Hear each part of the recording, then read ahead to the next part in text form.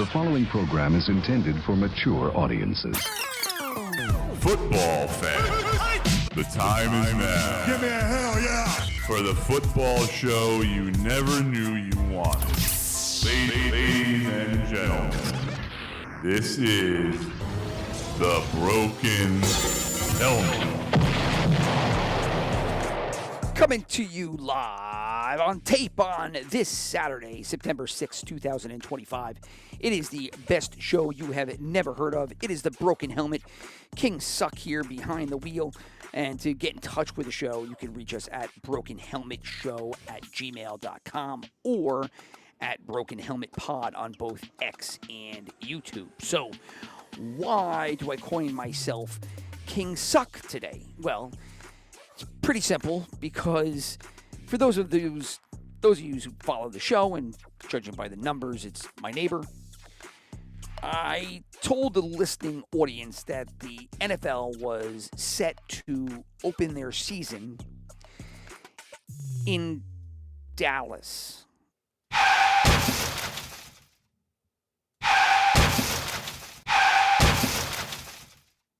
The NFL's season, almost always, with the exception of scheduling conflicts, always opens the season at the home stadium of the Super Bowl champion. Almost always. And not only did I write it in my show sheet and my gambling sheet as Philly at Dallas, but then I went to record the show and I didn't even pick up on it during the show. I just completely glossed over it. It wasn't until I sat down at the AB&G a town or two over to have a nice plate of wings with my wife and my kids, and I look up at the TV and I said to myself, oh my God, no. I said on the show that this game was going to be in Dallas.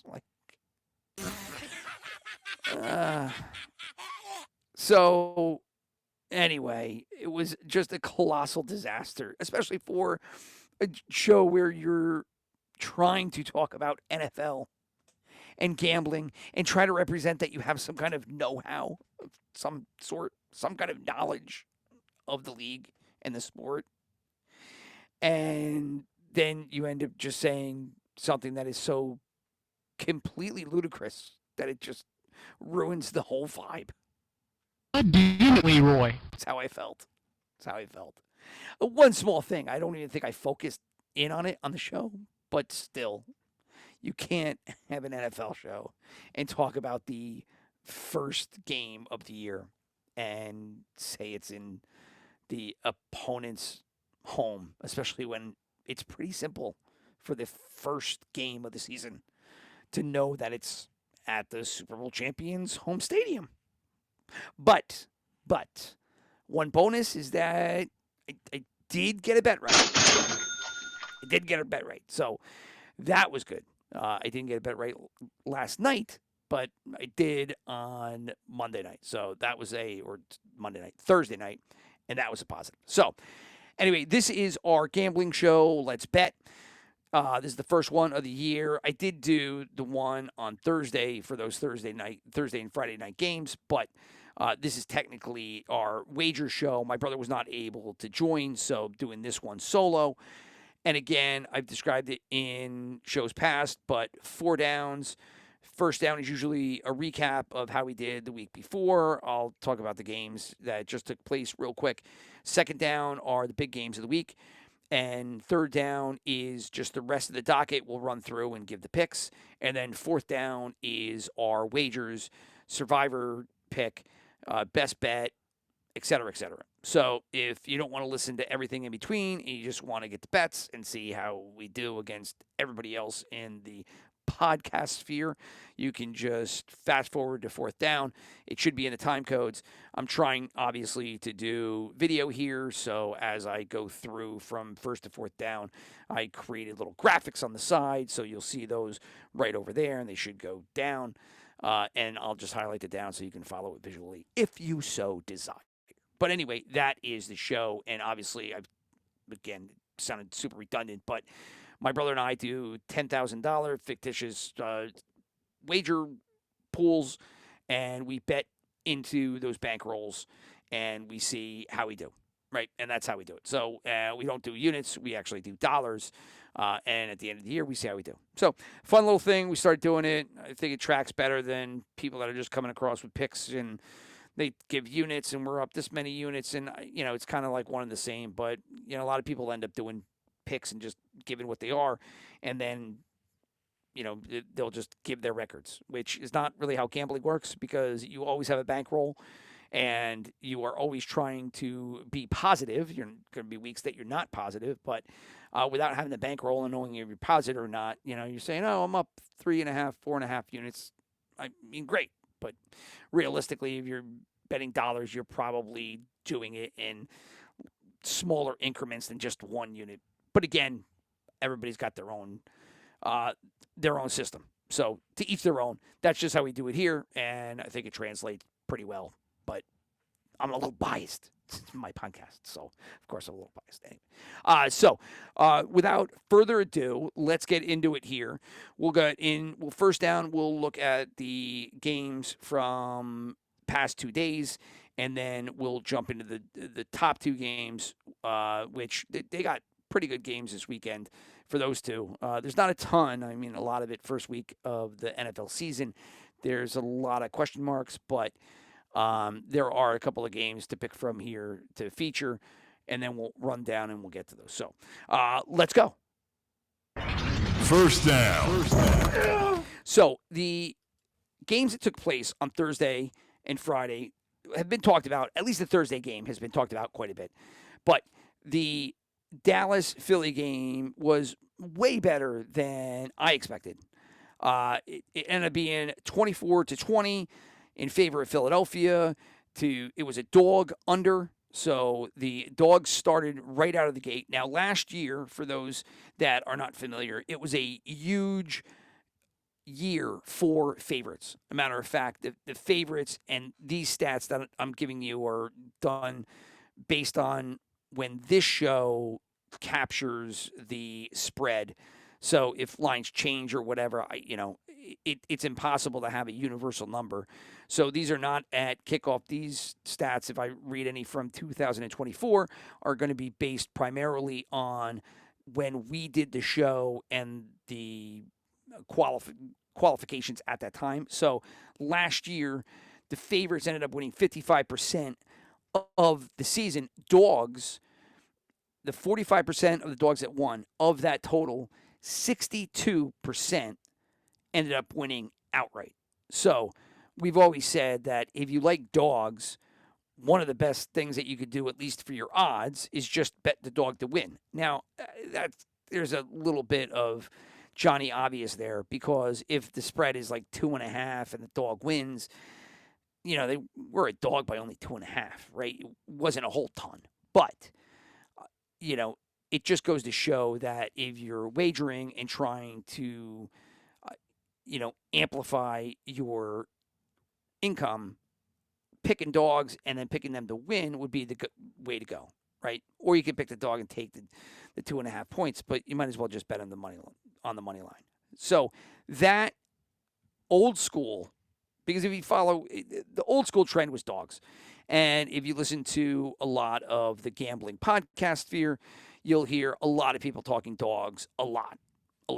I just listened to what is now called the Sharper Square Show. It used to be called The Favorites, and that's Simon Hunter and Chad Millman. And they, right out of the gate, I think like 80% of their picks were all dogs, right? So that used to be the trend up until last year. And as, heavy gamblers know, it was the talk of the town, is that how all these favorites were winning and the public was winning and operators were getting crushed and et cetera, et cetera. So flipped back to the way it used to be with the dog and then the under here. That under was crazy. It should have been an over because there wasn't 1 point scored after the delay from the rainstorms. So it really probably should have been a dog and an over, but that's not reality. That's not how it works. None of the books are going to give you your money back if you had the over and it ended up being 24-20. That wasn't it. You needed more points.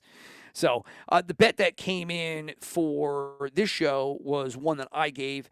Ended up being Dallas in the 8.5, Lamb over 71.5 points, and then Barkley over 10 yards receiving, or Lamb over 71.5 yards receiving, and then Barkley over 10 yards receiving. And that got about 4 times your money. So I hit on that one. As for the game itself, look, the 3 biggest factors, pretty easy. The Sanders fumble when they were going in there, which would have given them the lead. I don't know why they didn't give it back to Williams. Williams was running great. And I know Sanders had that one run to the outside. But at that point, I just would have went back to Williams. He had the hot hand. He looked better. You gave it back to Sanders. Sanders fumbled, and who knows if you see Sanders again. He might fade to the back of the line, and they might bring Jaden Blue. Jaden Blue, who was inactive for the game, but we'll see if that's the case going forward, especially if Sanders is going to end up coughing up the ball, which ended up being a huge play in the game itself. So Storm came in. That killed everything in the game. It was an hour and a half delay. It killed, people watching the game. I was out at a bar with a friend of mine. Turk, what's up, buddy? And you were just sitting there waiting for the goddamn game to start. And you're like, what do we do to fill in time? The bartender's like, this game's going to get over like 2 o'clock in the morning. And I don't think it was that late. I think it ended up being 12:30-ish. Maybe it was pushing 1.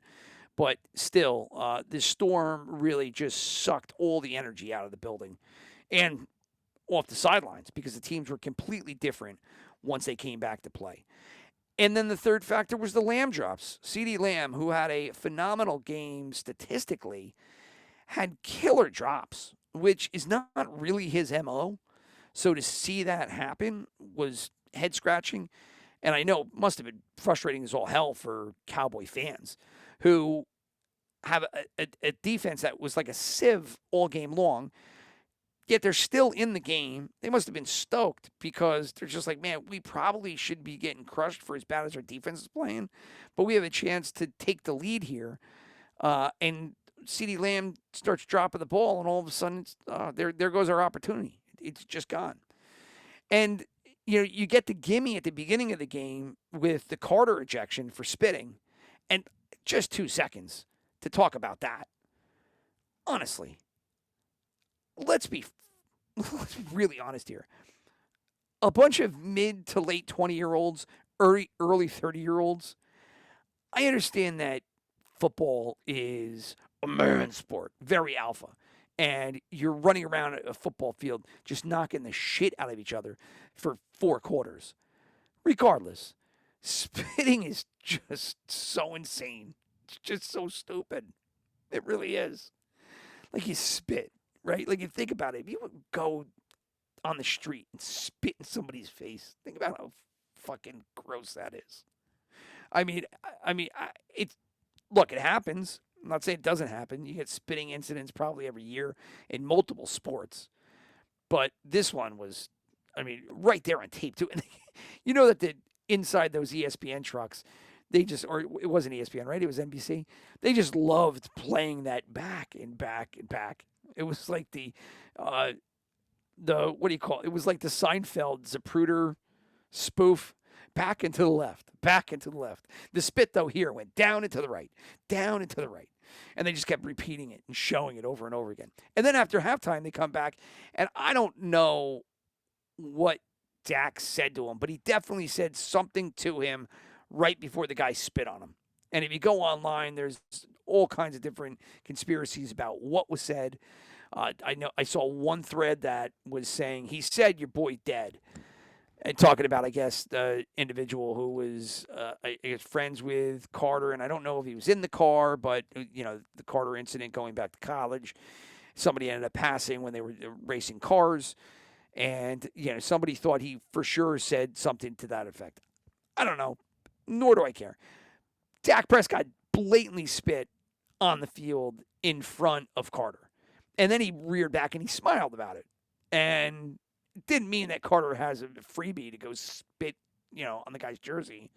But I don't know, it was as innocent as, Dak says, yeah, I spit all the time. I spit here, I spit there. I'm a spitter. His mother was a spitter. He was a spitter. His mother was a spitter.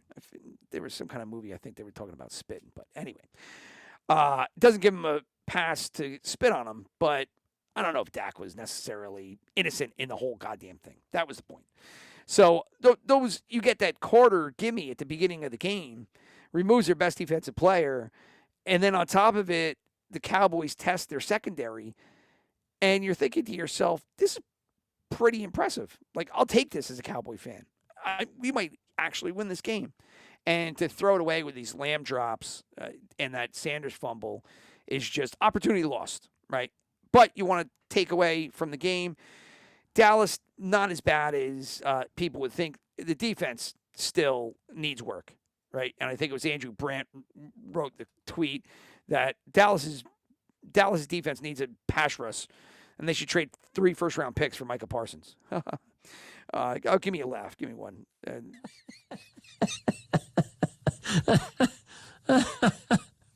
Thank you, Mike. So it was a good tweet, and they definitely are a better team with Micah Parsons, but that trade has been talked about 8 million ways from Sunday. So we're not going to get into it here, but the defense needs a little bit of work.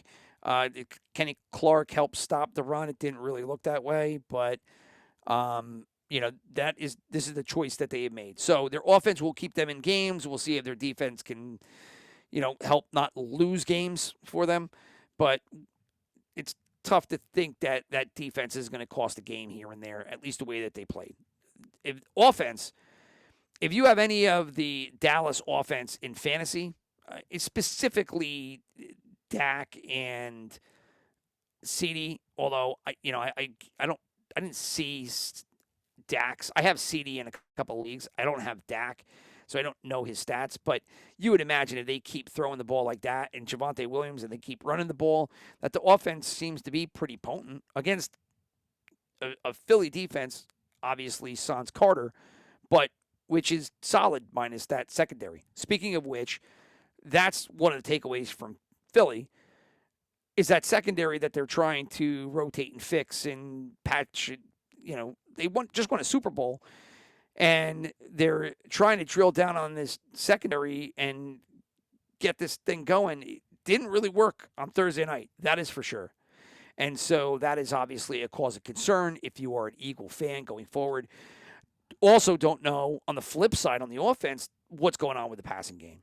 So their secondary can't stop the pass. Their offense can't throw the ball. I mean, the one catch by A.J. Brown in the entire game was ridiculous. Now, A.J. Brown might have been hurt. That was what people were saying at some point. Who knows what the injury status really was.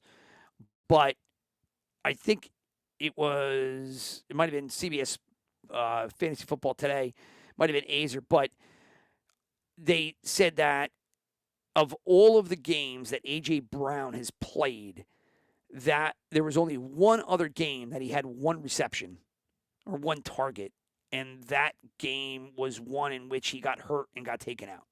So this was like a first time of A.J. Brown's entire career he saw as few looks as he did in this game. So I wouldn't put too much stock in it. It probably was more situational strategy than anything else. 2-3 games from now, if you're seeing the same thing, especially when A.J. Brown was opening up books and he was reading books on the sideline last year and all that, it's something to keep an eye on. But it was shocking to see so little effort put into the passing attack. And Saquon Barkley, which is the flip side of the passing attack, looked great. And as I talked about in the season-long bet show, I took Saquon as an MVP candidate. This is the exact way you want to see the season go to see that ticket come in. You want to see Saquon be 75% of that offense and then do it for 18 weeks. Well, not 18 weeks because you got the bye week, right? But 17 of the 18 weeks. And then go into the playoffs, even though the MVP won't go into the playoffs, it'll be announced during there. But you want to see a solid Eagle regular season performance fueled by Saquon, and then maybe he goes back and gets the first running back MVP since LaDainian Tomlinson there in 07, 06, whatever it was. So that was positive. Now, what happens next week for these two teams? Dallas will go home. They'll actually be home this time. And they'll be hosting the Giants, who are going to be it's going to be two NFC East battles back to back for both these teams. Giants are taking on the Commanders in Washington tomorrow. They are in Washington. They're taking on Washington tomorrow, and Dallas obviously just played Philadelphia in Philadelphia. So Dallas will host the Giants next week. Philadelphia is going to be going to KC.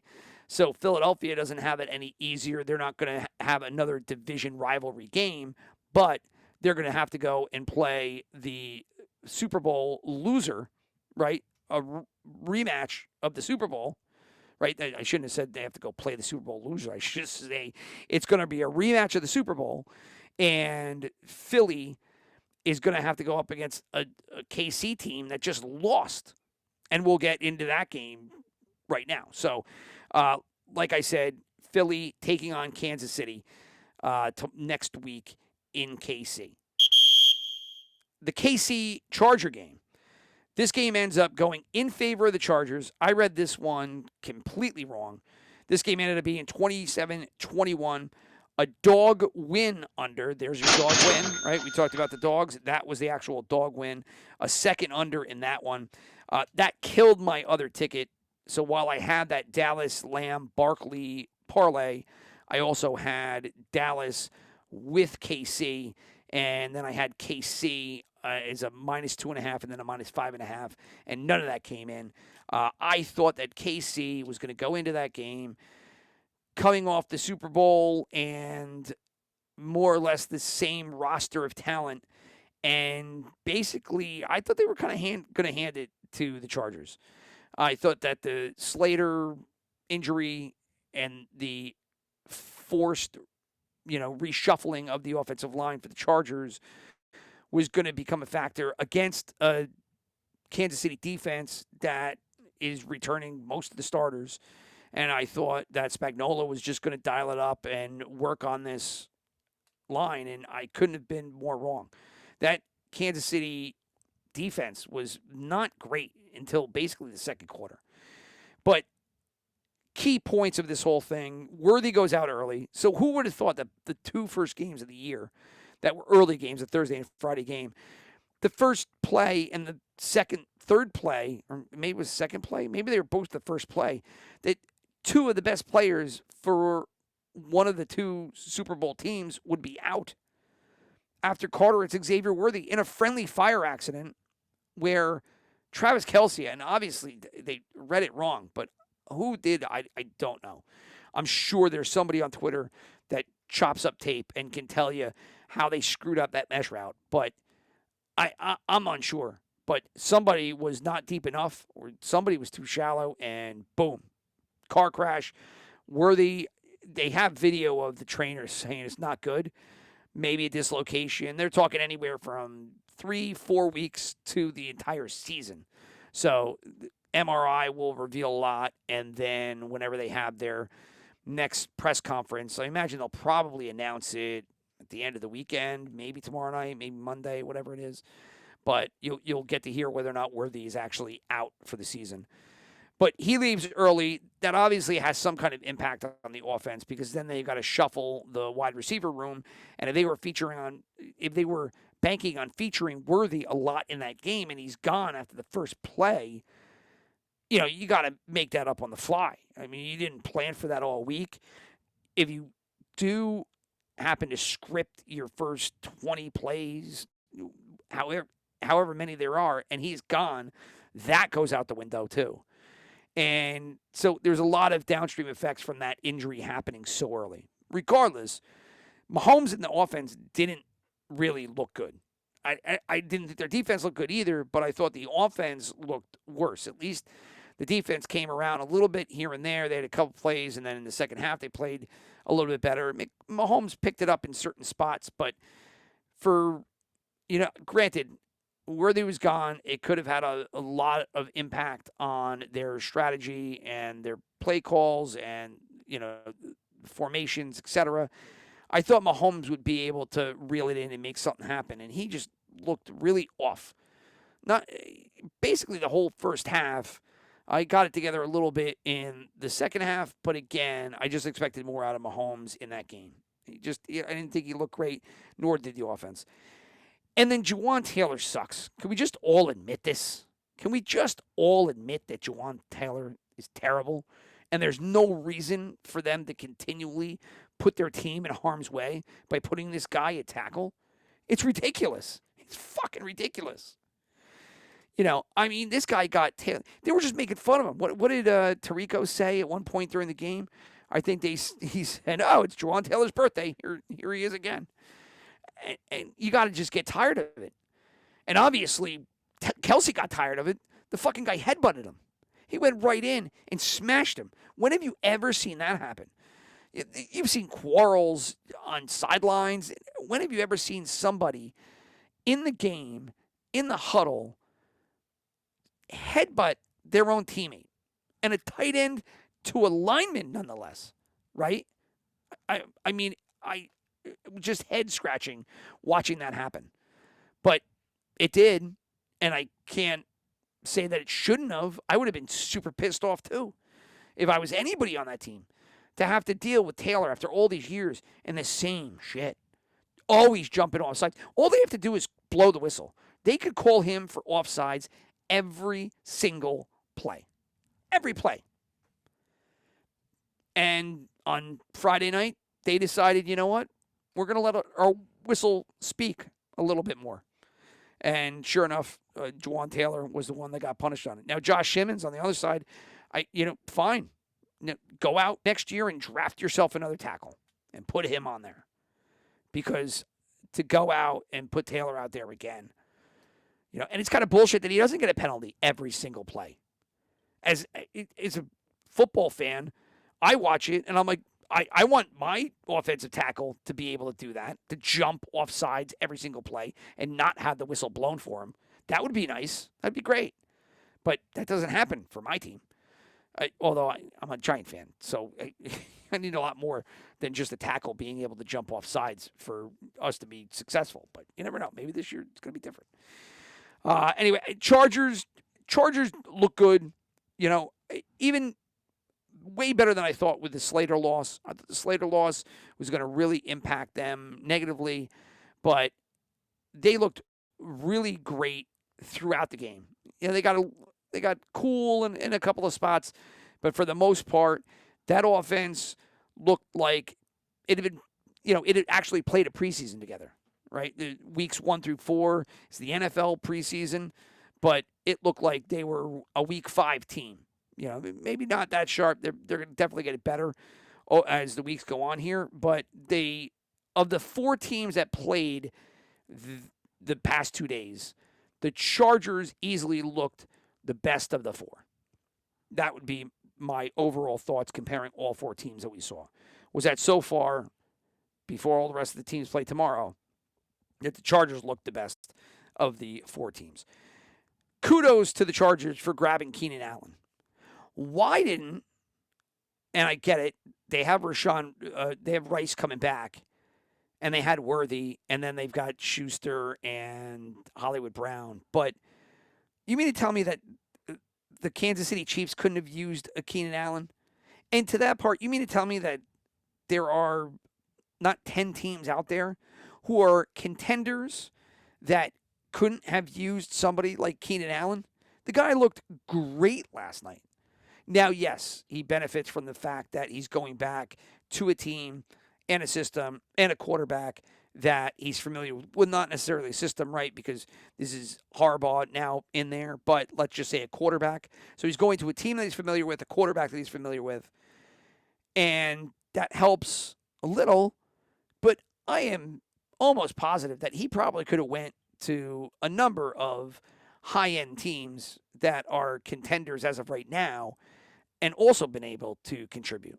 I mean, watching now, part of it might have been Hurts, but watching that Philadelphia game the other night, you don't think Keenan Allen on that team would help out? I mean, they had Johan Dotson still running around out there. They traded for me. Was it Dotson or Michi? They might have had them both out there. You mean to tell me that Keenan Allen couldn't fit in that receiver room? It was head scratching to me seeing Allen perform the way that he did, that some of these other teams didn't pick him up. And I think that's my second head scratching for the day. Another one of my crutches, head scratching. Well, I can't, otherwise if I don't say head scratching, I'm going to probably fill it in with more cursing. And then ultimately it's like, oh, there's my umpteenth fuck of the entire show. But kudos to grabbing Keenan Allen. Omarion Hampton looked good to me, maybe not great. He didn't run out of bounds late in the game. That was questionable because that allowed KC to actually have a shot of coming back in there. But outside of him not stepping out of bounds, I thought he looked really good. For Najee Harris coming back and then saying he was going to play, and for all the hype that they put into that just 24 hours ago on Friday, I mean, didn't matter at all. Harris barely played. It was nothing. So, I think I picked up Harris in a couple of leagues, and maybe as the year goes on, he'll get a little bit more time. However, looking at it right here, I would just say no. I mean, he's a handcuff. That's who he is. I don't know if he's going to be a huge participant in this offense, or he's going to be, dispel Hampton and a handcuff. But you'll know more, obviously, when they start to ramp up. He hasn't played all preseason, well documented. His firecracker blew up in his eye. But I was shocked that he got so little playing time, seeing how, for whatever reason, it became a big feature on Fridays that Harris came back and he was going to play. And I think they were talking about him being ahead of him on the depth chart. I think I read a couple of those lines on Friday or Thursday, but all that was for naught because it was Omarion Hampton all game. And, Herbert's legit. Nobody said that he wasn't, but he's a good quarterback, and he probably should have had more success than he's had up to this point. But you're dealing with Brandon Staley for a couple of years, and you probably would, suffer losses too. The guy just wasn't a great coach. Now with Harbaugh, we'll see. This is what Harbaugh wanted, and he had to get the hell out of Michigan because he had broken a ton of rules, and he wasn't going to be able to have his team. But he won that title and bounced, and he went to Los Angeles, and now he gets to sit out by the beach, and he's got himself a kick-ass quarterback and a pretty good, talented roster. And, they come out in 2025, and they defeat the Super Bowl loser, right? So Kansas City, mind you, is now on a 2-game losing streak. If you want to go back to the Super Bowl, losing 2 games doesn't happen all that often, but here it is. It's like the Tiger Slam, though, right? It doesn't really work. It's 1 year to the next year. Tiger Woods, right? He made the Tiger Slam when he wanted to try to piece together all the majors, but he wanted to do it in different years. So he said it was the Tiger Slam. People are like, yeah, it doesn't work that way. But the missed PAT was the other part of this game that was laughable because they run out at the end of the second half, and Butker boots this 60 fucking yard kick with no time. And watching the replay, I thought for sure they would have been jumping and that the refs just didn't call it. But they were pretty stable. That line was set in the position, ready in the 3-point stance, and didn't really move. I was pretty impressed watching the replay because I watched it a couple times so that I could write something on X to the point of they jumped, and then it was like, no, they kind of just fucking stay in their position until the snap. Good for them. So he goes out and he belts his 60-yarder, and then he comes back and he blatantly just misses the extra point, which is like, we're missing the extra point here after that. I mean, the extra point, I'm glad that they moved it back. I'm glad to see misses here and there, so there's not just a chip. But that was a little much. I mean, he should have had that, and it fucked up the whole rest of the game for Kansas City because they needed the 2-point conversion when they scored the 1 touchdown. They didn't get it, and so instead of being tied at 20, they're down 2. And then when KC ends up getting the next touchdown, then that's the game. So, 13-13 is, my point is 13-13 is a different game than the 13-12, right? And then when they score the touchdown, it becomes 20-12. And that's where you need the 2-point conversion. You don't get that. You get to 6. Then it becomes 20-18. And from that point forward, you're 2 scores down when you really need to just be the 1. And so I just rounded about, and that was messy with my trying to piece together the scoring there. But 13-13 is a lot different than 13-12. But that's where it was. So those were the 2 games that took place the past 2 days. Now we get into the games coming up. The way this will work is that the spreads that I will give are come via FanDuel. I pulled these earlier today. I've been trying to follow them during the day, but for the most part, they've stayed. I know that the Pittsburgh game has moved. And I think I have that accounted for here. But any line or total that I give is pulled from FanDuel. Any of the wagering statistics that I mention, sharp action, money pool, ticket percentage, those are all pulled from the Action Network app. So those are courtesy of Action Network app.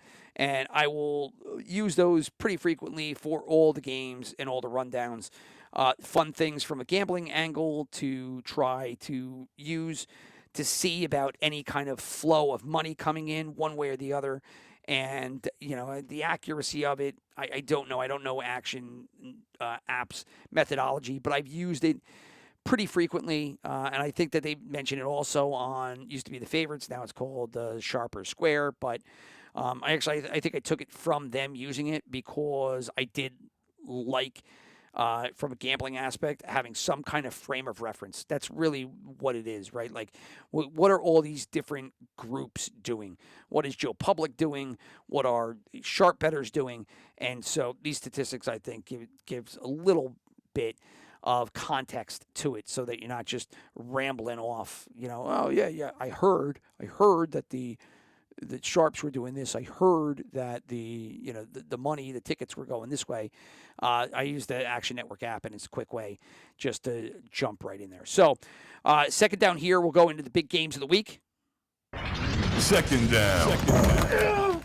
And the first one will ultimately be a Sunday night football game. We will head over to Buffalo, where Baltimore is going to be taking on the Bills in a Sunday night game. Remember, the last time these guys met, divisional game last year, Buffalo ends up winning that one 27-25. Baltimore had the 3 turnovers in the game. Mark Andrews had the drop, right? For all intents and purposes, Baltimore probably should have won that game. Baltimore probably was the best team in the AFC, but this is what happens when things just kind of fall apart in random spots. You get you get a drop from Andrews, you get the turnovers, you end up losing the game, and you got to wait all this time until you get a chance to redeem yourself, and they'll have that chance tomorrow night on Sunday Night Football. A great way to end the weekend. Sunday Night Football always has a good schedule. They have the best schedule again this year.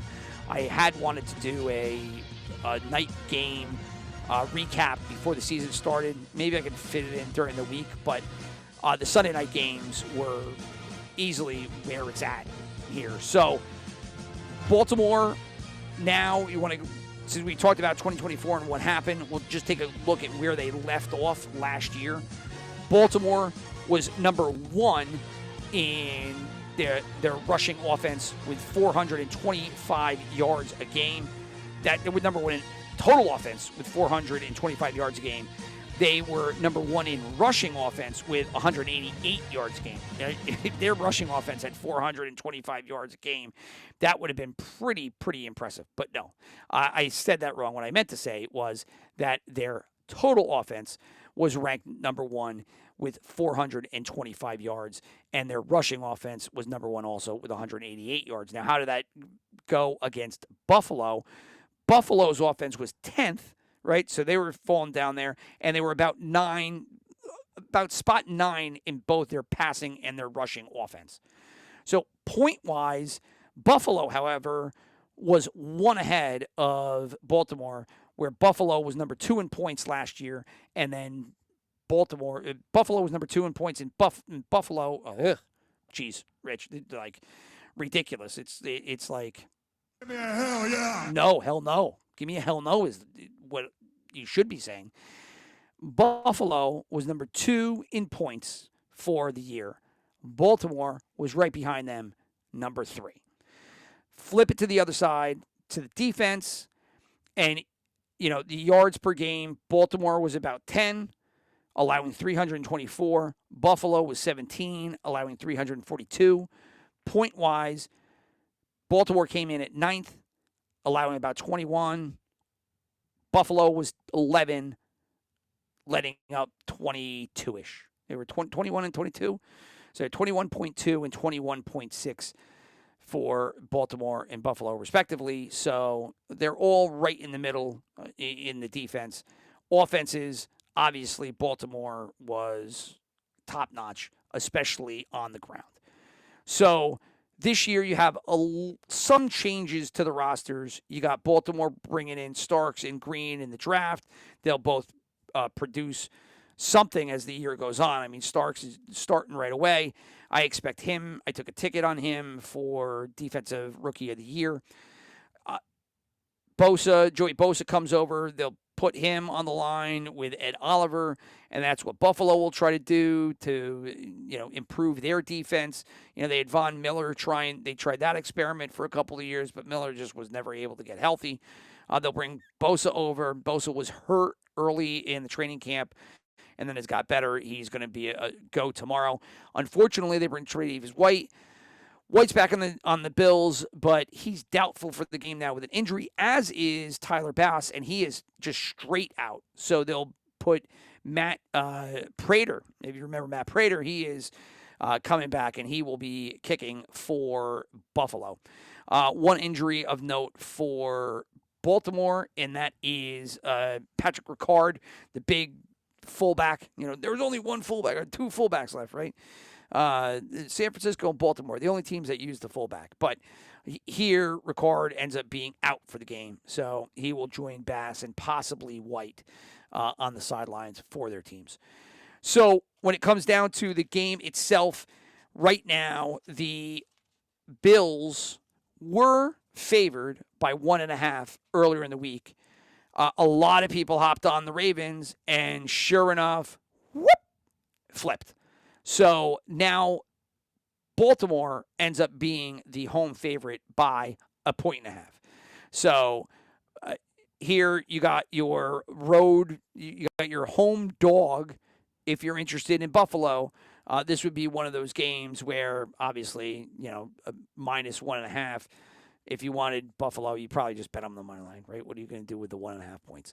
And that ends up qualifying as a dog win. And like I said earlier in the program, when you see these dog wins, and dog wins are a huge percentage of the dog covers, this is the reason why. So anyway, Ravens, 1.5 favorite now. They are actually now a trifecta favorite. And when I say trifecta, I mean that the Sharps are in on Baltimore. the majority of tickets are in on Baltimore. Currently, it was 51%, so it's just a hair above 50, but that would qualify as a majority, right? If you own 51% of the stocks, you're in control of the company. So here, the Ravens have 51% of the tickets, and then they have 68% of the money pool, right? So of the dollars spent on the game, the Baltimore Ravens have 68% of that money pool. So it is a trifecta game. Everybody in favor of Baltimore. The over-under for the game is 50.5 points. Me and my brother are going to be split on this game. Chris is going to end up taking the Bills. I took the Ravens, and this was one of the two games I had for a best bet of mine. So I'm big on the Baltimore Ravens this year. I think that time has shown that they are just an unbelievable regular season team, especially over the past 10 years. Over the past 10 years, it is the teams that you would think, right, that had success. I had a list here, if I could find it. I don't know what I did with it. Here it is. I had a list. These are the teams that over the past 10 years lead the league in total wins. And they're all teams that you would think of because they have quarterbacks. But Kansas City Chiefs are at the top at 123. Bills are at 101. Steelers are at 101. Ravens are at 100.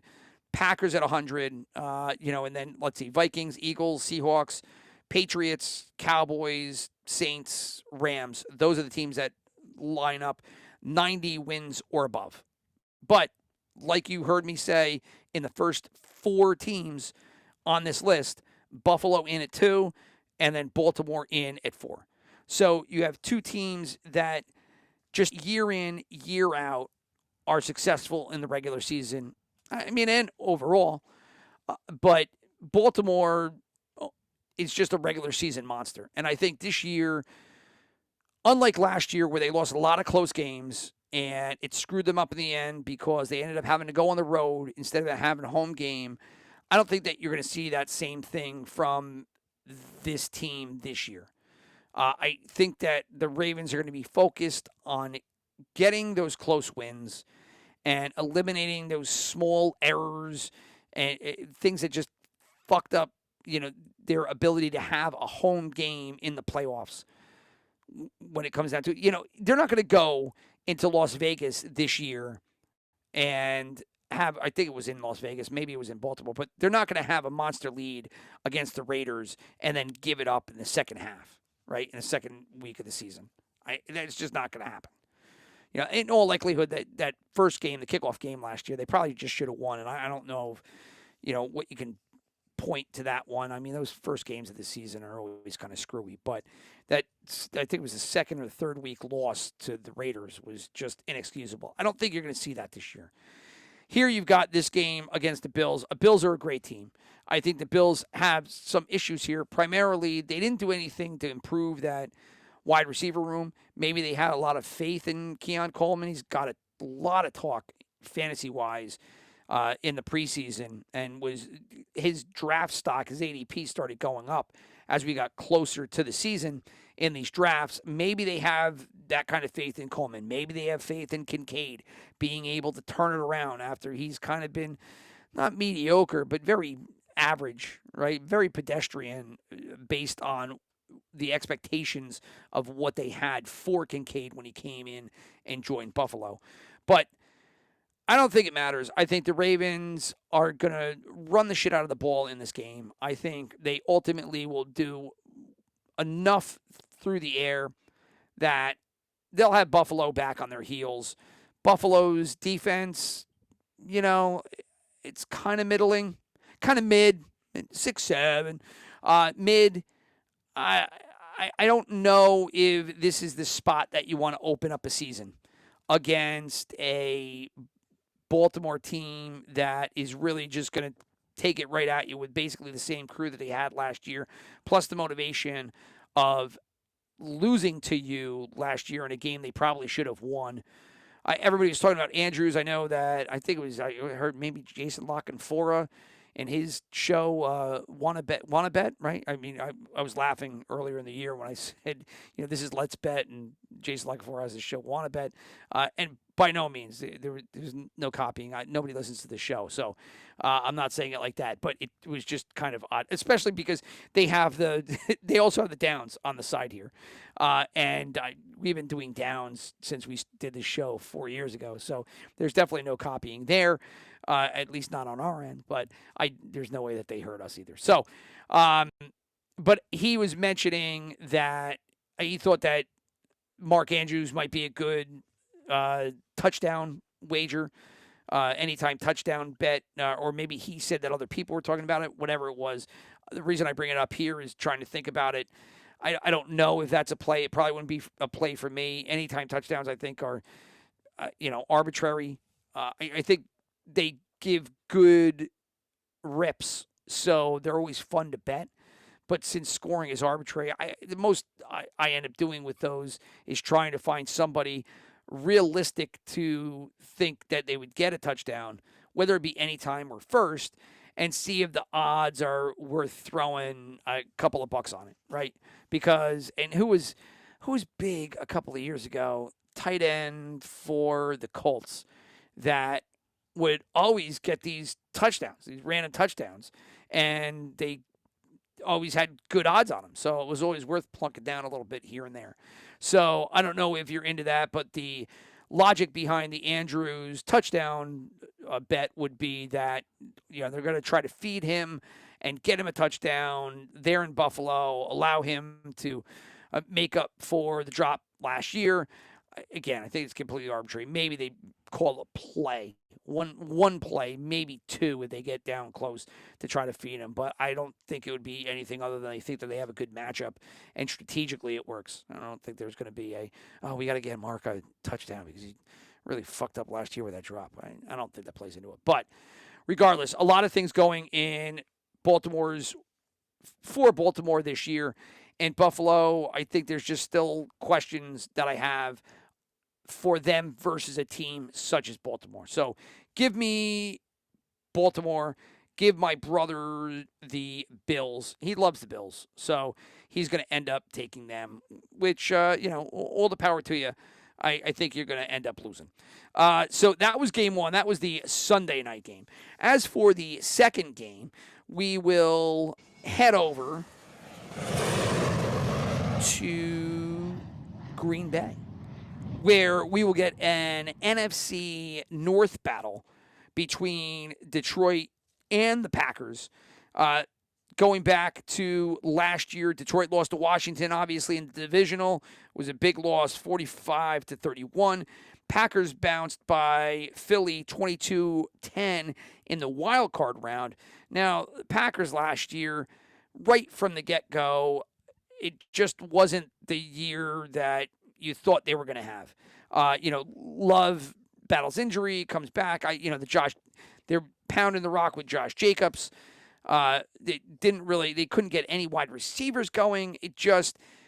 I think there was higher expectations for Green Bay last year. I know that I had higher expectations for them. They're starting to get a lot of love currently, which is why they end up being favorites in this game. So they end up becoming a 2.5 point favorite versus the Lions, which, I guess Lions are on the road. They have a lot of changeover. So can you make them a favorite? Probably not. They're probably even. So that would be 3 points in favor of the home team, which goes Packers. But, Lions are good, so they give the half point off that 3. So you got Packers 2.5 point favorites at home versus the Lions. Over-under is 47.5 points. The sharps are going to come in on the Packers. The tickets are going to be well in favor of the Lions at 79%, and that number has gone up. And then the money pool is also in on the Lions at 93%, and that number has definitely gone up. That number earlier in the week was, mid to high 70s and is now at 93. So you're looking at the Sharps standing on their own in this one with Green Bay, while all of a sudden all this other money has shifted in the Lions. And I can understand it because The Lions were a good team. People love Campbell. Fun team to bet on. Scored a lot last year. But last year and this year are two completely different things. Detroit goes, they end up losing both of their coordinators. 3 offensive linemen they have to rotate, right? They get Rutledge in at right guard. They have Mahogany in at left guard, and then they have Glasgow in at center. Meanwhile, the Packers, their wide receivers are, I guess, a question. That's why they draft Golden. Golden comes into that room to try to patch that up. Jaden Reed has got a bum foot going into this game. So, and then obviously Watson is still out with his knee injury. And then you have the Parsons trade for Green Bay. Parsons comes in. He gets added to that whole defensive roster that they have, which is pretty good.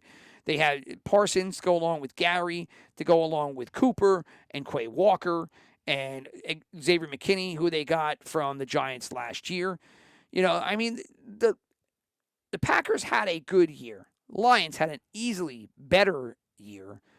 When it comes into this game here, I think the questions that one would have would really revolve on, can the Lions lose all of this, coordinators, offensive linemen, and then be able to fix all of that in an offseason and a preseason where you don't really play anything, versus the Packers, who are kind of, you know, they're formulaic, very much like Baltimore is, where they're coming back.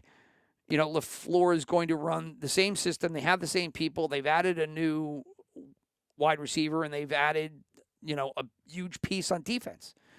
So, you know, there's more question marks, obviously, with Detroit than Green Bay. And so for that point, I think the lean would be Green Bay, but you see a ton of money and a ton of tickets coming in on Detroit. Now, how they end up last year, 2024, Detroit was second in total offense, 409 yards per game. Their pass was second, obviously. High-flying Ben Johnson, having Goff go all over the field. They averaged about 263 yards a game. Their rush came in at number 6 with a $146. Point-wise, they were number 1, top of the charts with 33 points a game. Green Bay wasn't much worse. They were 5th in total offense with about 371 yards per game. Their pass was ranked 12th, but their rush was ranked 5th. Again, said Josh Jacobs, had a nice season. So through the air, they got about 224 a game. On the ground, 147. Points-wise, that landed them in 8th. So you have last year the top scoring offense versus the 8th scoring offense, plus 2 offenses that were pretty solid. On the defensive side of the ball, they were different. Detroit and Green Bay were 6-7 in points allowed. Green Bay let in just under 20 points. Detroit let in just over 20 points. In terms of yards per game, they were quite different. Green Bay came in at 6, while Detroit came in at 20. The difference between those was about 30 yards of total offense allowed between the two. That's what differentiated 6 and 20.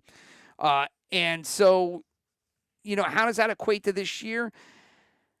I'm not really sure. I think that if you want to look at anything that transitions from 20 to 24, like I said, the fact that they added a big piece in Micah Parsons, granted he might not play all that much because of his back injury, but you add something like that to a defense that already was pretty solid, whereas Detroit, you get Hutchinson, and that'll be a big help.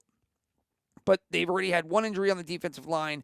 They're trying to fix up some other things. There's some other pieces, contributors to the defense that are out, like Rodrigo, who was big on Hard Knocks a couple of years ago. I know that he's a contributor, but is out this game.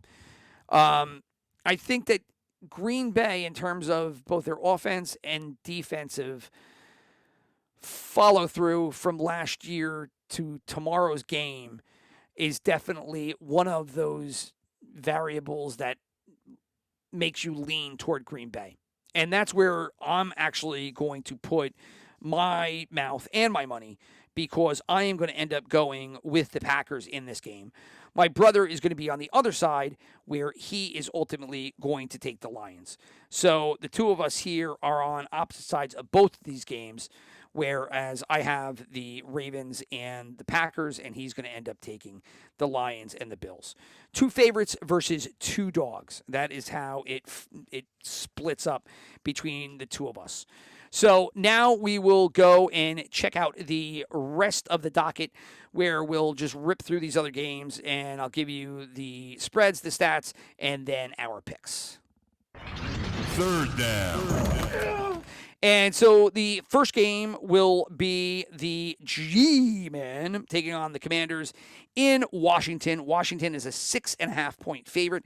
This line has actually bounced from 6.5 to 5.5, back up to 6.5. Right now, it was a trifecta game, and now it is not. The Sharps have stayed on the sideline as of now, and then 52% of the tickets and 55% of the money are both on New York. Over-under in this one is 45.5 points. Me and my brother both like the Giants here. I'm fading on that thought only because Andrew Thomas, who wasn't expected to play in this game, was an outside chance he could have. I just think about it more and more. The Giants look good in preseason, but preseason doesn't really translate, and I just think that this might be one of those games where the Giants looked really good in the preseason, facing defenses that had second, third, fourth stringers on them. And now they're going to go into Washington and have to play a legit offense. The defense is probably suspect, so maybe they can put on some points. My initial thought for this was 6.5 points, much like the Eagles-Cowboys game. 6.5 is way too many points for a division rivalry. I'm starting to fade on that thought a little bit here, but it's my pick. I'm sticking with it. I'm going to go Giants 6.5. My brother is as well. So the next game will be the Jaguars and the Panthers. Jaguars favored by 3.5 here at home. Over-under is 46.5. The Sharps have not taken a lean. 57% of both tickets and the money pool, however, are in on the Panthers. I'm going to take the Jaguars. My brother is going to also take the Jaguars. I mean, the thought process there is like, look, the Panthers had a nice little thing going last year. I think Liam Cohen, while I don't know if he'll translate to a good head coach, but he was a good offensive mind and an offensive coordinator. And so if they could, piece together Travis Hunter plus a second year for Brian Thomas Jr., Liam Cohen's offense, and, kind of right the ship on Trevor Lawrence, that they should be able to beat the Panthers here, who really have a questionable defense. Like, their offense might have a little something, but their defense, very suspect. So give us both the Jaguars there. The Jets are going to host the Steelers, the Aaron Rodgers Bowl coming up here. Steelers are 2.5-point favorites versus the Jets. That is now bumped up to 3. Over-under there is the lowest of the week at 37.5 points. They are not expecting any points out of either of these teams because Rodgers' offenses looked terrible the past 2 years. Well, past year. 2 years ago he was hurt. And the Jets have been anemic on offense forever. I mean, I can't even when they were good, those Rex Ryan's years, I don't remember them having any kind of offense, of note. So, Aaron Rodgers, 3-point favorite at home. The Sharps are going to come in on the Jets. 55% of the tickets are going to be in on the Steelers, as is 70% of the money pool. I'm going to take the Steelers. My brother is also going to take the Steelers. I just don't think that Aaron Rodgers loses in this spot. I'm not going to talk about it any more than that. The Jets have really, no offense. I'm sorry. Justin Fields is a joke. I'm really surprised that they went in that direction, but maybe they run the ball and they go crazy all game long. I just don't think – I think Aaron Rodgers has a chance to go nuts in this game. Again, first game with a new team and a new offense. Questionable, I know, but that's just a gut feeling. So both of us in on the Steelers. Patriots hosting the Raiders. Patriots favored by 2.5 points in Foxborough. The Sharps have not taken a lean. 67% of the tickets are in on the Raiders, however, as is 68% of the money. So people not giving any kind of respect to the Raiders here at home. My brother and I will both take New England versus the Raiders. And my brother's a Raiders fan, so he doesn't have faith in them.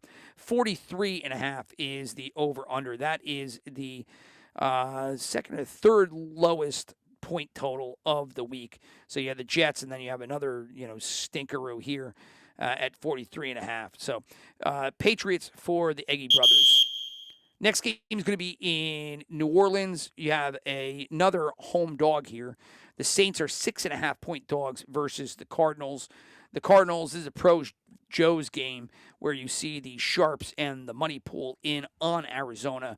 63% of the money pool is in on the Cardinals, while 56% of the tickets are on New Orleans. 52.5 is the over/under, so this is the lowest point total for the week. Give me the Saints here. 6.5 points, I just think is a lot of points, even though New Orleans does not have any kind of quarterback, and that causes their whole offense to be suspect.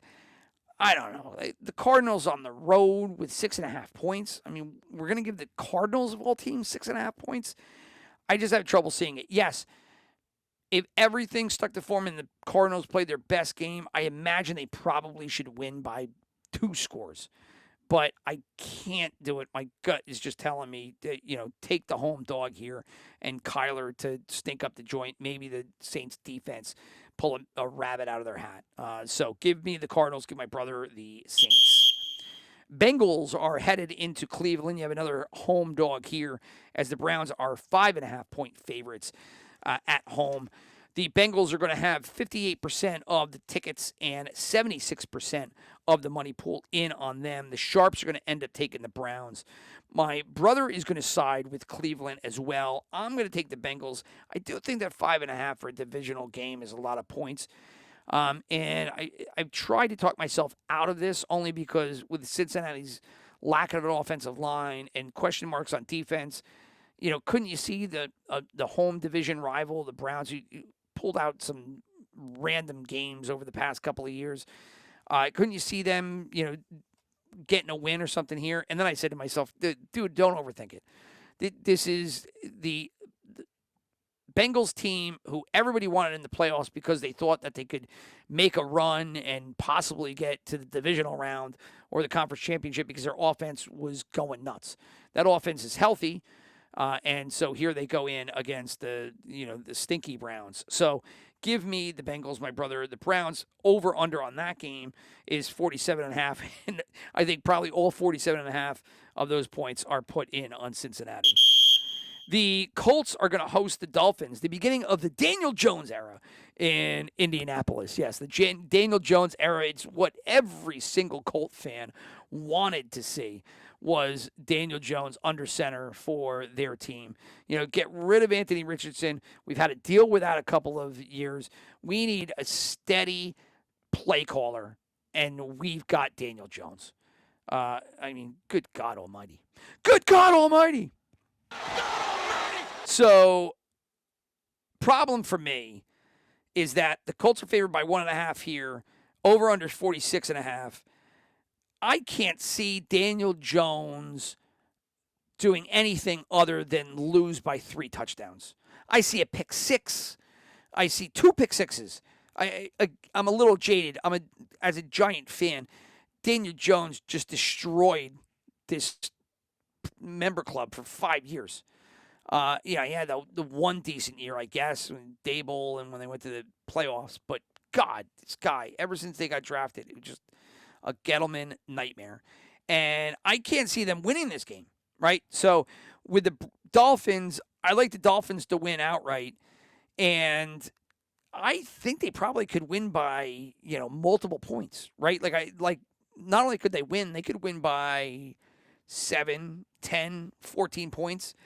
So that might be an alt line one, and I dabble a little bit in that later on when we talk about our bets. My brother also picks the Dolphins, so that both of us are in on the Dolphins. It's a trifecta game. Everybody's in on the Dolphins. Sharps, tickets, money pool. Both the tickets in the money pool are both over 70%.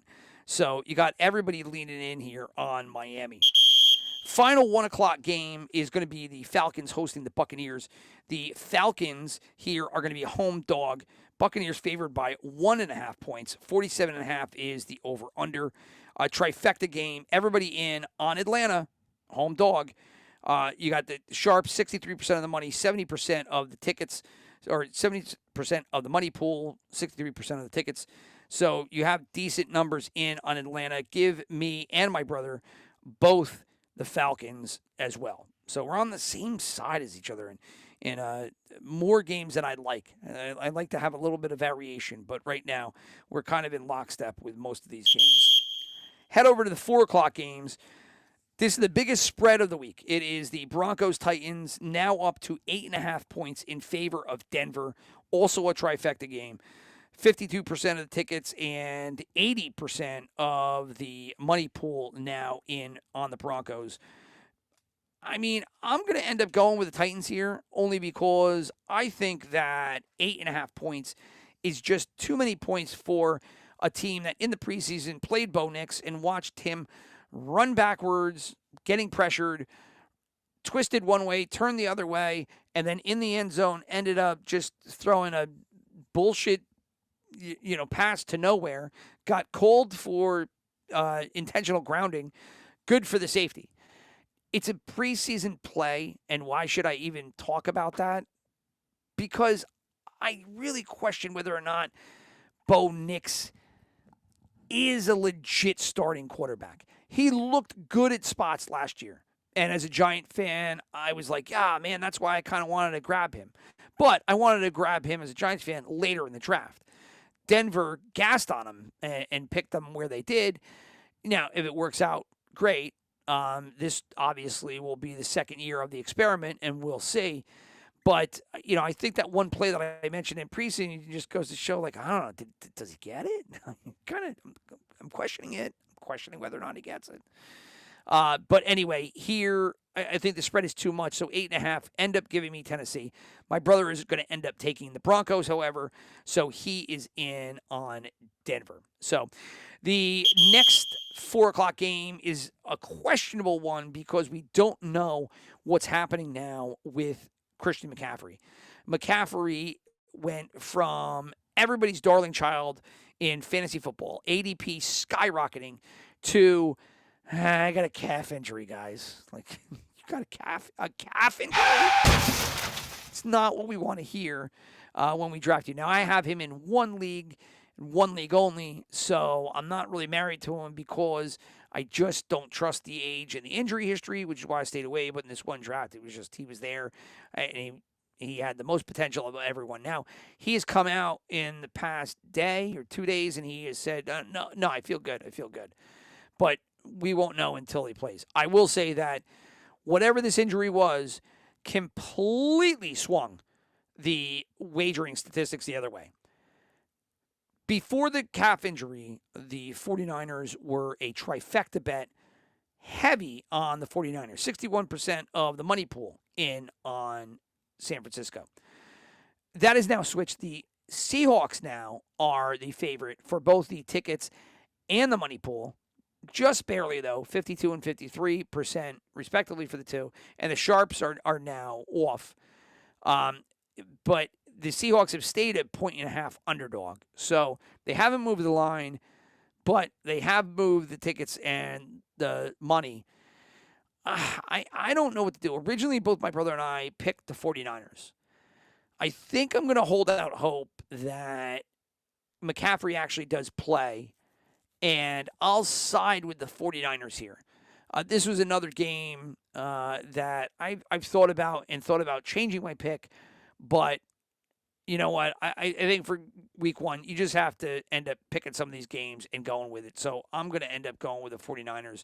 It's not a game that I have bet. I have nothing on it. I think my brother has something on it, and we'll talk about that soon. But I don't have anything in on this one. So just give me the 49ers and let's move along. Rams, Texas. This is the final game of 4 o'clock to talk about because we already talked about Packers and Lions. The Rams, what are we doing with Stafford and his back? Sounds like he took the shot, and it sounds like he's going to play. And I am, in this case, going to bank on all of this preseason hoopla about the back being a little overblown. and that we're going to go into tomorrow's game and we're going to see him under center and then just hitting Devontae Adams and hitting Puka and then Kyron Williams running wild around the edge.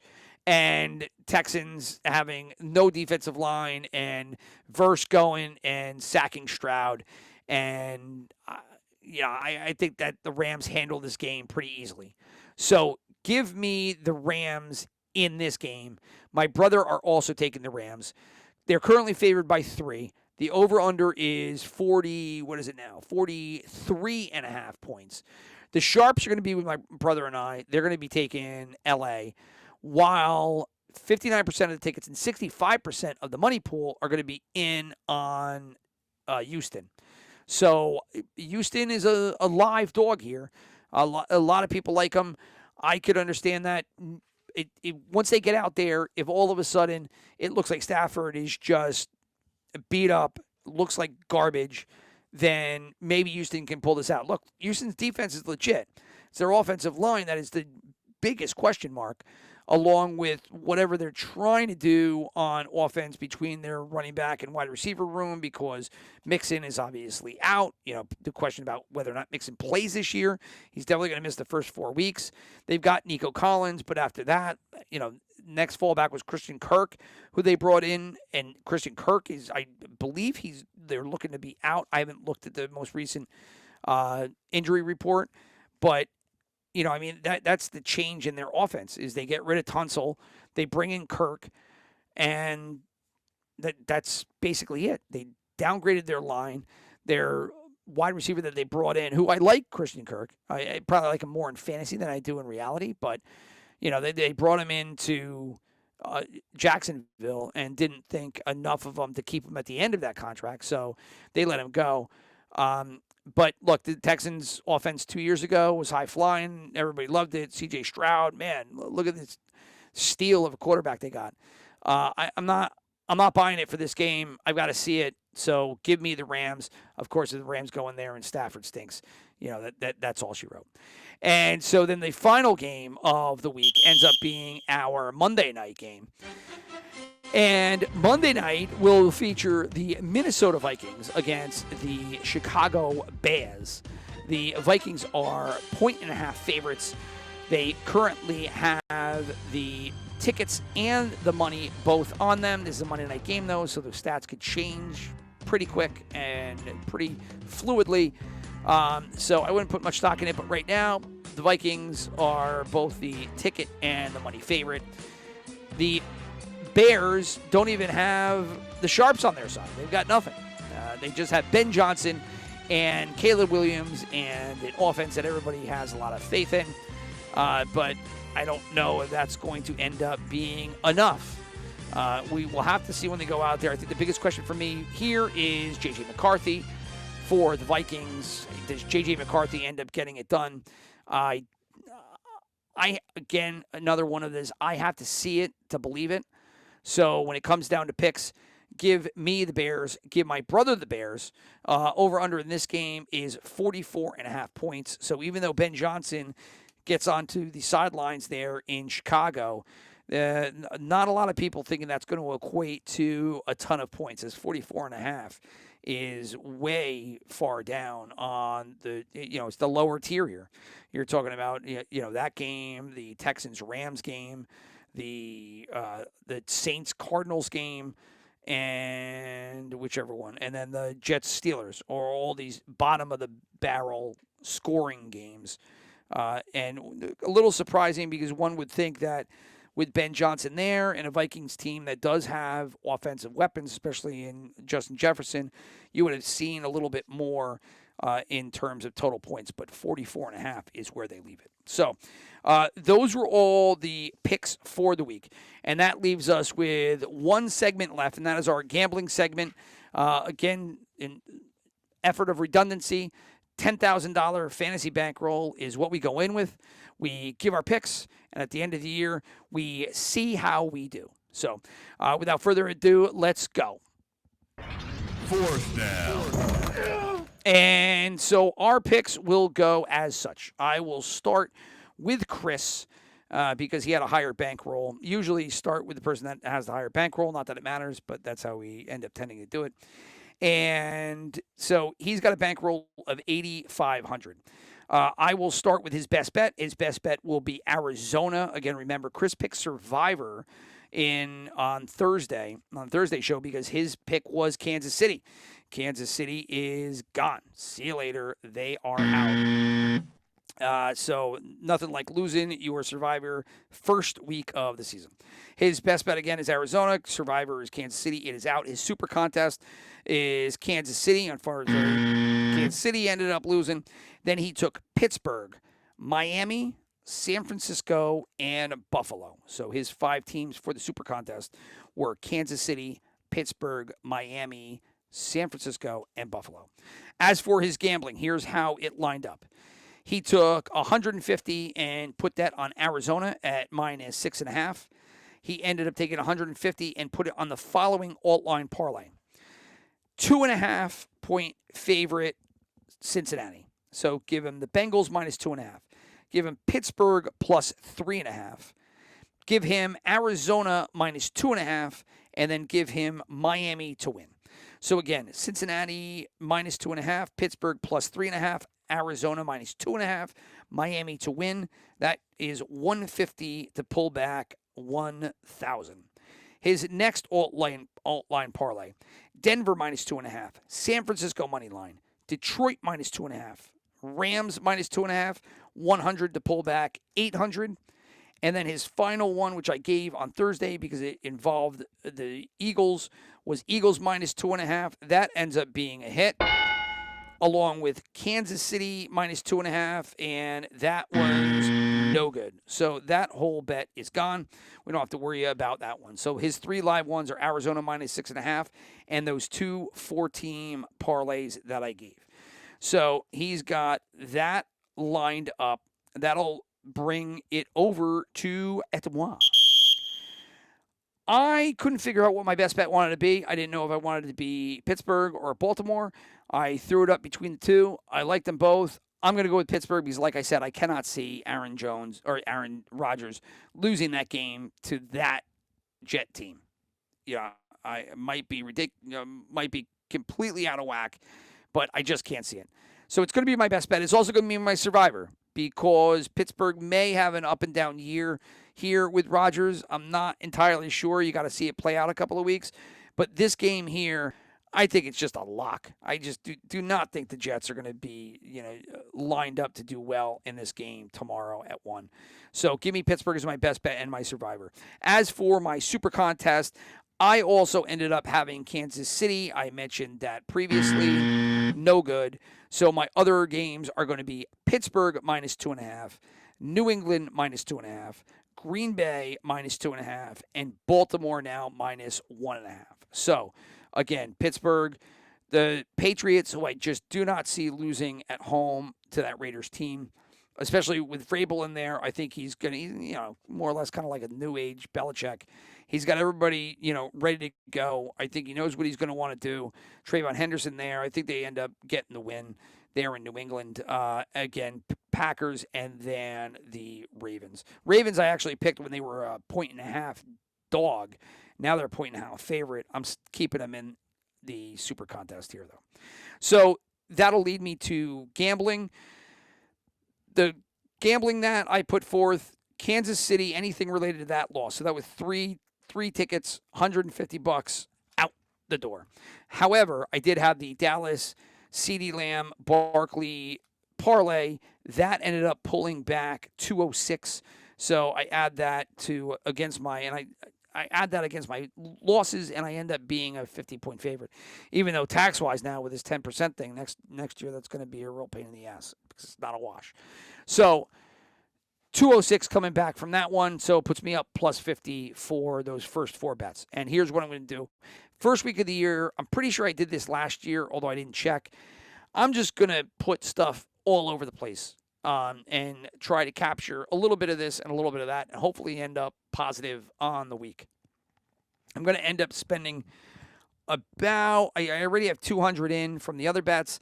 I'm going to put about another 300 in here across various things. I'm going to start off with my best bet of the week. I'm going to go Pittsburgh minus 2.5, 50 to pull back 90.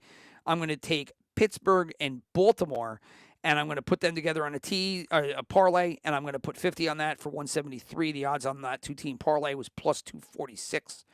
Then I'm going to look for a 1 o'clock parlay so that I could get some action there.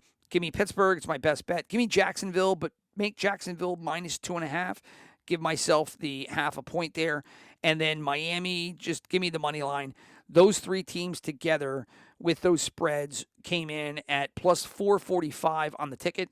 So give me $25 for 136 to come back. The next one is going to be all of those same three teams, Pitt, Jacksonville, Miami, and then throw in Baltimore on top of that. I said I like Pittsburgh, I like Baltimore. Here I did a 1 o'clock tease, but then I threw Baltimore on just for some extra bang should all of that hit. And then I can see what lines up, what their payout is. If I hit anything else, I can figure out if I want to go or not.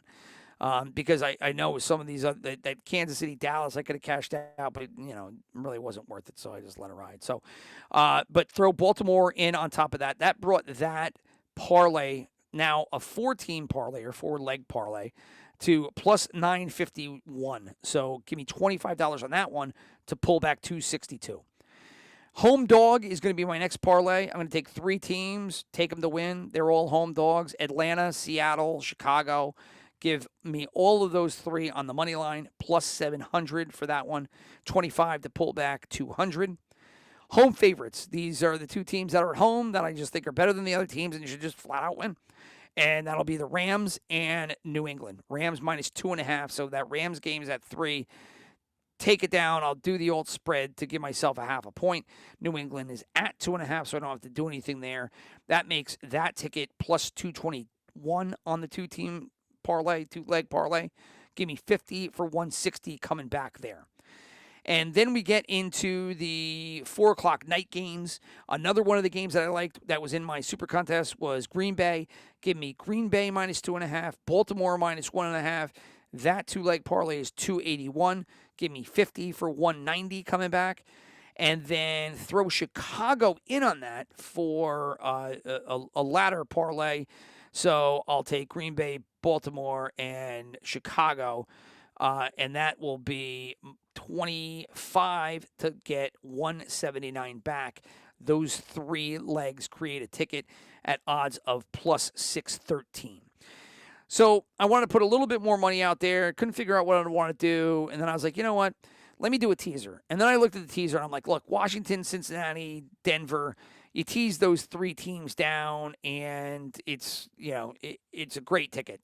And then I looked at the odds and I was like, oh my God, this is why I don't do teasers anymore. You put those 3 teasers together and the ticket is plus 140. Plus 140. Like, that's dog shit. I got to get 3 things right.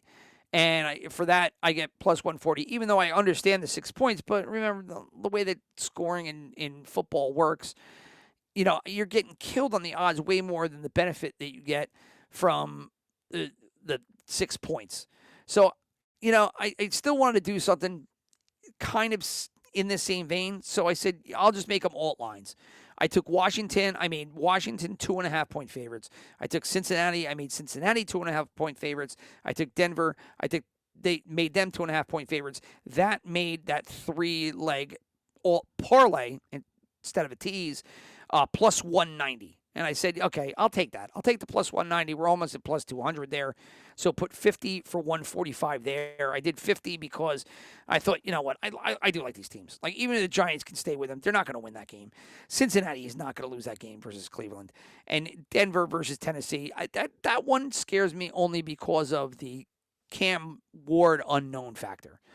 Along with the fact that that's the second year for Callahan and his dad. And if his dad gets that line going, I don't know, maybe their offense, turns into something here in this game. But, Sean Payton and that Denver Bronco team last year were really good. And I just think that they should have this. They're the top spread of the week for a reason, right? And it's not that means anything. It's not a guarantee. It's not a lock. But I like those 3 teams for the teaser action. The teaser just is not advisable anymore, given the fact that these operators just give shit returns on them. So alt spread was the better way to go. And then I put 2 more things on it. I called this the don't overthink it bets. And the don't overthink it bets were just, look, the team's better. You think it right out of the gate, just go with it. And this was Washington. Again, I picked New York because I thought the 6.5 was just too many points for a division rivalry. If you take the division rivalry and all the rest of that out, and you just think about the game as itself, what have the Giants shown you outside of drafting Abdul Carter, right, and Jackson Dart, who's not going to play, that would make you think that all of a sudden this team is ready to rock and roll and is going to take it against a team that ended up losing the NFC Championship game last year. Don't overthink it. Washington minus 6.5. Pittsburgh, I told you, I love Pittsburgh. Aaron Rodgers not losing that game, minus 2.5 there. And then I took the Rams because the Rams at home, if they're healthy and if everything else is as we would expect, that Ram team, who could have beaten Philadelphia if not for a snowstorm last year in the playoffs, that team moves on, right? So here they are now with Devontae Adams and everybody else that basically is year 2 of this kind of Sean McVay revamp. So that team versus a Houston team who has no line because they traded anything that they had in a line in Tunsil out the door. And then a running back room that they're starting Nick Chubb. Just question upon question. So don't overthink it. Washington minus 6.5. Pittsburgh minus 2.5. Now it's 3. You do the 2.5 or do the 3, whatever. And then the Rams minus 3. When I had concocted this thing, it was plus 558. Now with Pittsburgh at minus 3, it might be a little less than that. But regardless, give me 25 for 140 in return. And then the other one is these two teams are not only better than the other team, but they should just blow them out. So let's make a ticket that's blowout city. Give me Miami minus 6.5 and give me Pittsburgh minus 6.5. So Miami blows out the Colts, Daniel Jones, stinky poo. And then Aaron Rodgers destroys the Jets, a cursed franchise. They just lost their best offensive lineman a couple of days before the season. How is that going to work out against a Pittsburgh defense that'll probably blitz the shit out of them and put a ton of pressure on Justin Fields? But Justin Fields can run. Yeah, sure he can. Until Pittsburgh gets a hold of him and just beats the hell out of him or takes a lead and they got to pass and Justin Fields can't. So Miami minus 6.5, Pittsburgh minus 6.5. Put that together. That 2-legged parlay was plus 797. So give me $25 on that one to pull back to 25. And that'll do it for all of my picks, plus my brother's picks.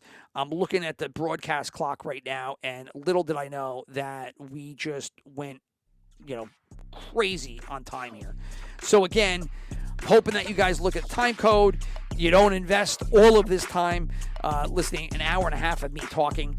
These shows are usually about an hour. I try to make them less when they're solo. An hour and a half is long for me to hear myself talk.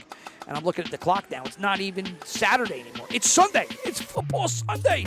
We have made it, everybody. We have made it to football Sunday. So anyway, enough of that. I'm out. All the best with your bets. Gamble responsibly, all that good stuff. And I'll talk to you later as I keep pointing at the screen.